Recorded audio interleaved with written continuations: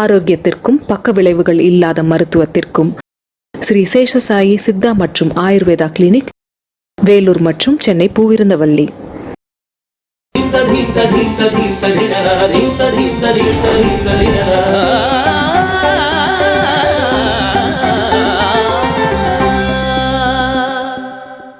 மருந்து டிவி நேயர்கள் அனைவருக்கும் அன்பான வணக்கம். மருந்து டிவி மூலமாக நம்ம வீட்டில் இருக்கக்கூடிய பொருட்களை பயன்படுத்தி எளிமையான மருந்துகள் எப்படி தயார் பண்ணுறதுன்னு பார்த்துட்டு வரோம். அந்த வகையில் நாம் இன்றைக்கி அலர்ஜிக்கான சில எளிய மருந்துகள் எப்படி தயார் பண்ணுறது அப்படின்னு பார்க்கலாம். நமக்கு உடம்புக்கு ஒத்துக்கொள்ளாத உணவுப் பொருட்கள் நம்ம சாப்பிடும்பொழுதோ அல்லது அந்த பொருட்கள் நம்ம உடம்பு மேலே தோல் மேலே படும்பொழுதோ நமக்கு அலர்ஜி ஏற்படும். அலர்ஜி ஆகும்பொழுது ஒரு சிலருக்கு பார்த்தோம்னா கண்களில் அதிகப்படியான சிவப்புத்தன்மை உண்டாகும். ஒரு சிலருக்கு பார்த்தோம்னா மூக்கிலிருந்து நீர் வடிதல், தும்மல் போன்ற பிரச்சனைகள் வரும். இன்னும் சிலருக்கு பார்க்கும்பொழுது தோலில் அரிப்பு, தடிப்பு போன்ற பிரச்சனைகள் உண்டாகும்.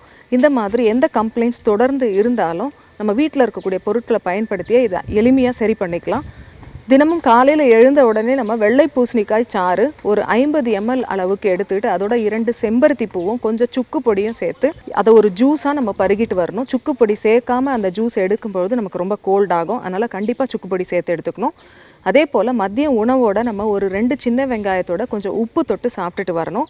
இரவு தூங்க போகும்பொழுது நம்ம அதிமதுர பொடி 1 கிராம் அளவுக்கு எடுத்து அதை தேனோடவோ அல்லது பாலோடவோ மிக்ஸ் பண்ணி நம்ம சாப்பிட்டுட்டு வரும்பொழுது, இது போல் நம்ம 1 மண்டலம் அளவுக்கு சாப்பிட்டுட்டு வரும்பொழுது நமக்கு அந்த அலர்ஜி ஃபேக்டர், ரத்தத்தில் இருக்கக்கூடிய IgE அப்படின்னு சொல்லக்கூடிய அலர்ஜி ஃபேக்டர் படிப்படியாக கம்மியாயிட்டே வரும்.